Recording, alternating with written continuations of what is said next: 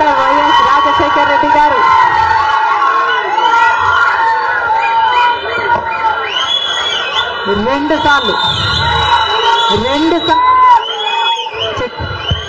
రెండు సార్లు ఇదే పిసిసి పదవిని చేపట్టారు. మళ్ళీ 2 సార్లు రాజశేఖర రెడ్డి గారు ముఖ్యమంత్రిగా గెలిచారు. అదే పిసిసి పదవిని, అంతటి బాధ్యతని రాజశేఖర రెడ్డి బిడ్డను నమ్మి వైఎస్ షర్మిలకు కాంగ్రెస్ పార్టీ, సోనియా గాంధీ గారు, రాహుల్ గాంధీ గారు, ఖార్గే గారు, కాంగ్రెస్ పార్టీ పెద్దలందరూ నన్ను నమ్మి ఈ బాధ్యతనివ్వడం రాజశేఖర రెడ్డి బిడ్డకు గర్వకారణం. మరొక్కసారి చేతులు జోడించి ఇంత బాధ్యతను, ఇంత నమ్మకాన్ని నా మీద ఉంచినందుకు మరొక్కసారి కృతజ్ఞతలు చెప్పుకుంటుంది రాజశేఖర రెడ్డి బిడ్డ. ఆంధ్ర రాష్ట్రానికి చెందిన ఇంతమంది నాయకులు,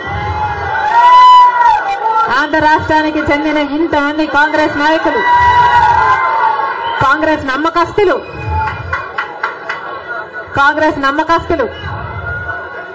కాంగ్రెస్ పార్టీ ఖాడర్ నా మీద ఎంతో నమ్మకం పెట్టుకున్నారు. నేను రావాలని కాంగ్రెస్ పార్టీ వాళ్ళందరికీ మరొకసారి రాజశేఖర రెడ్డి బిడ్డ శిరస్సు వంచి చేతులు జోడించి మనస్ఫూర్తిగా నమస్కరించుకుంటోంది.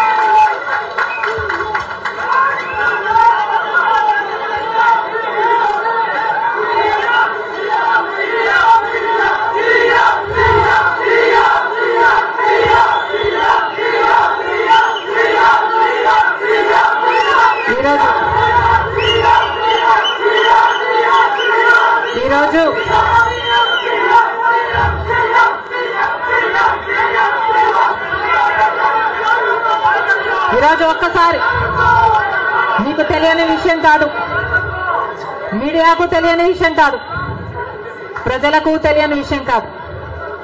కానీ గత 5 సంవత్సరాలుగా ఆంధ్ర రాష్ట్రంలో యువజన, శ్రామిక, రైతు కాంగ్రెస్ పార్టీ అధికారంలో ఉంది. అంతకుముందు 5 సంవత్సరాలు తెలుగుదేశం పార్టీ అధికారంలో ఉంది. ఈ 10 సంవత్సరాలుగా రాష్ట్రంలో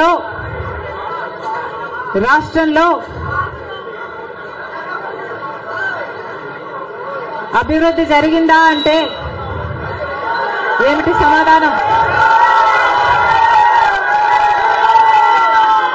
మన రాష్ట్రం ఏర్పడే నాటికి మన రాష్ట్రానికి ఉన్న అప్పులు 1,00,000 కోట్లు.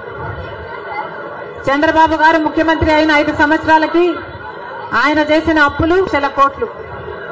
ఆ తర్వాత వైసీపీ ముఖ్యమంత్రి జగన్ రెడ్డి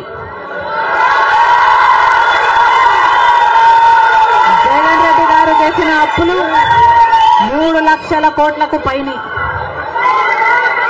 మొత్తంగా ఈరోజు అప్పులు 6.5 లక్షల కోట్లు.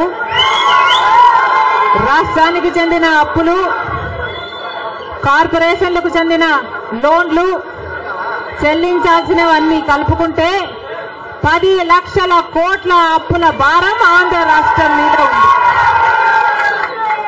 మరి ఇంత అప్పులు చేశారే, ఇన్ని డబ్బులు తెచ్చారే, మరి రాష్ట్రంలో ఏదైనా అభివృద్ధి జరిగిందా అని భూతద్దం పెట్టి చూసినా ఎక్కడా కనిపించదు. రాజధాని ఉందా? రాజధాని కట్టగలిగారా? రాజధాని కట్టడానికి డబ్బులు లేవు. కనీసం ఒక మెట్రో అయినా ఉందా? ఆంధ్ర రాష్ట్రంలో ఒక్క మెట్రో అయినా ఉందా? విజయవాడలో కనీసం ఒక్క మెట్రో అయినా ఉందా? ఎక్కడా లేదు, కనిపించదు. 10 సంవత్సరాలలో కనీసం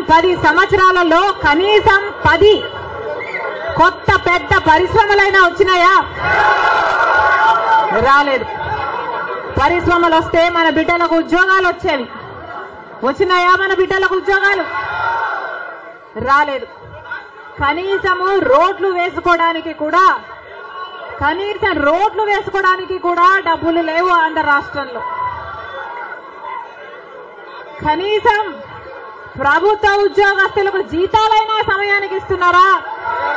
దానికైనా డబ్బులున్నాయా? దానికి కూడా డబ్బులు లేవు. దేనికి డబ్బులు లేవు. అభివృద్ధి జరగలేదు. కానీ దళితుల మీద జరిగే దాడులు మాత్రం 100% పెరిగాయి. ఎక్కడ చూసినా ఇసుక మాఫియా, ఎక్కడ చూసినా లిక్కర్ మాఫియా, ఎక్కడ చూసినా మైనింగ్ మాఫియా, ఎక్కడ చూసినా దోచుకోవడం, దాచుకోవడం. ఇంతకంటే ఏం జరిగింది? 10 సంవత్సరాలు అయింది మన రాష్ట్రం ఏర్పడి. స్పెషల్ స్టేటస్ గురించి, స్పెషల్ స్టేటస్ వస్తే మన రాష్ట్రానికి స్పెషల్ స్టేటస్ వస్తే, ఆంధ్ర రాష్ట్రానికి స్పెషల్ స్టేటస్ వస్తే ట్యాక్స్ రిడక్షన్స్ వస్తాయి, రాయితీలు, ఇన్సెంటివ్స్ వస్తాయి, పరిశ్రమలు వస్తాయి. పరిశ్రమలు వస్తే మన బిడ్డలకు ఉద్యోగాలు వస్తాయి. కానీ 10 సంవత్సరాలైనా స్పెషల్ స్టేటస్ మాత్రం ఆంధ్ర రాష్ట్రానికి రాలేదు. రాలేదు అనడం కంటే పాలకులు తేలేకపోయారు అంటాము కరెక్ట్. ఉత్తరాఖండ్ లో స్పెషల్ స్టేటస్ వస్తే 2000 కోట్ల పరిశ్రమల స్థాపన జరిగింది. దాంతో ఉద్యోగ అవకాశాలు 500% పెరిగాయి. హిమాచల్ ప్రదేశ్ లో స్పెషల్ స్టేటస్ వాళ్ళకి ఇస్తే 10,000 పరిశ్రమల స్థాపన జరిగాయి. మరి మనకుందా స్పెషల్ స్టేటస్? ఎందుకు లేదు స్పెషల్ స్టేటస్? ఎందుకంటే పాలకులు స్పెషల్ స్టేటస్ తేవడంలో విఫలమయ్యారు, వాళ్లకు చేత కాలేదు. కాబట్టి కాంగ్రెస్ పార్టీ ఆ రోజు స్పెషల్ స్టేటస్ 5 సంవత్సరాల కోసం ఇవ్వాలి అంటే బీజేపీ పార్టీ ఏమంది? 10 సంవత్సరాలు ఇవ్వాలి అని ఎలక్షన్లలో ఊదరగొట్టారు. 10 సంవత్సరాలు ఇస్తాము మేము అధికారంలోకి వస్తే అని. ఇక చంద్రబాబు గారు అయితే 15 సంవత్సరాలు మాకు స్పెషల్ స్టేటస్ కావాలి అని కొట్లాడాడు. ఇదే చెప్పాడు, 15 సంవత్సరాలు స్పెషల్ స్టేటస్ కావాలి, అందుకే నేను బీజేపీ పార్టీతో పొత్తు పెట్టుకుంటున్నా అని బీజేపీ పార్టీతో పొత్తు పెట్టుకున్నాడు. వాళ్ళ మంత్రివర్గంలో కేంద్ర మంత్రులు కూడా అయ్యారు టీడీపీ నాయకులు. ముఖ్యమంత్రి అయిన తర్వాత స్పెషల్ స్టేటస్ కోసం చంద్రబాబు గారు ఎప్పుడైనా ఒక్కటైనా నిజమైన ఉద్యమం చేశారా అంటే చేయలేదు. చేయకపోక ఉద్యమం చేసే వాళ్ళ మీద కేసులు పెట్టారు, వాళ్ళను జైల్లో కూడా పెట్టాడు చంద్రబాబు గారు. ఆ సమయంలో ప్రతిపక్ష నాయకుడు జగన్ రెడ్డి గారు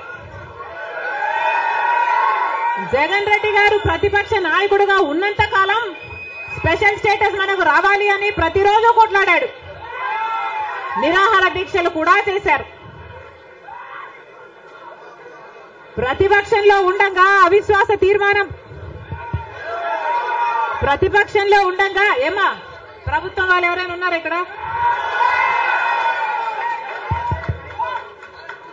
ప్రతిపక్షంలో ఉండగా జగన్ రెడ్డి గారు చెప్పిన మాట, మేము అవిశ్వాస తీర్మానం ప్రవేశపెడతాము, తెలుగుదేశం పార్టీ ఎంపీలు అందరూ కూడా మద్దతు ఇవ్వండి, మూకుమ్మడి రాజీనామాలు చేస్తే స్పెషల్ స్టేటస్ ఎందుకు రాదో చూస్తారన్నాడు జగన్ రెడ్డి. ఆఖరికి జగన్ రెడ్డి గారు ముఖ్యమంత్రి అయిన తర్వాత ఒక్కటైనా నిజమైన ఉద్యమం చేశాడా స్పెషల్ స్టేటస్ కోసం? స్వలాభం కోసం రాష్ట్ర ప్రయోజనాలను తాకట్టు పెట్టింది వైసీపీ. ఈ రోజు మనకు స్పెషల్ స్టేటస్ లేదు కదా, కనీసం ఒక ప్యాకేజ్ కూడా లేదు. ఉన్న ప్రభుత్వమైనా ప్రతిపక్షమైనా ఒక్కటంటే ఒక్క నిజమైన ఉద్యమం చేసింది లేదు. ఈ రోజు మనకు స్పెషల్ స్టేటస్ లేదు అంటే ఆ పాపం ముమ్మాటికి చంద్రబాబు గారిది, ముమ్మాటికి జగన్ రెడ్డి గారిది. స్వలాభం కోసం ఇద్దరు ప్రజల ప్రయోజనాలను తాకట్టు పెట్టారు. టీడీపీ అంతే, వైసీపీ అంతే, దొందే. అమరావతి రాజధాని అమరావతి అన్నాడు చంద్రబాబు గారు, సింగపూర్ను చేస్తానన్నాడు. 3D గ్రాఫిక్స్ మొత్తం గుర్తుందా? 3D గ్రాఫిక్స్ చూపించాడు చంద్రబాబు గారు. పోనీ అమరావతి రాజధాని అయిందా అంటే అది కాలేదు. జగన్ రెడ్డి గారు వచ్చారు, ఒకటి కాదు 3 రాజధానులు అన్నారు. పోనీ 3 రాజధానులు అయ్యాయా అంటే ఒక్కటి కూడా లేదు. ఈరోజు మనకు రాజధాని ఏది అంటే ఏదో మనకే అర్థం కాని పరిస్థితి. ఒకటైనా ఉందా అంటే ఏదీ లేదు, ఒక్కటి కూడా లేదు. మరి ఏమి సాధించుకున్నట్టు?